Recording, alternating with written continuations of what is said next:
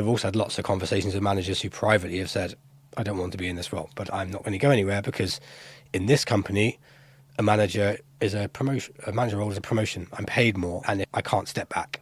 And that shouldn't, in my eyes, be that case. We're starting to see more companies now treat manager roles not as promotions, not as hierarchical stuff, but actually just a different career pathway. And you can be paid just the same as an IC as a manager. And I think that's one way to tackle that, is actually make it easier for managers to step back from being managers if they decide they don't want to do this anymore. Another problem that we see is time's everyone's enemy.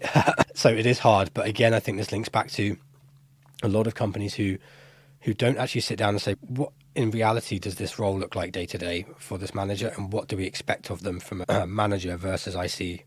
Most manager roles still have some level of IC responsibilities, and the reality is a lot of companies are still expecting them to do more and deliver more from a targets point of view, and then layer the manager piece on top. And that's really hard to do. And that means that they become sloppy, stuff gets missed, one-on-ones don't happen. And that's where managers get a lot of criticism. But the reality is they cannot fit that into their day. And that's because the role has been poorly designed.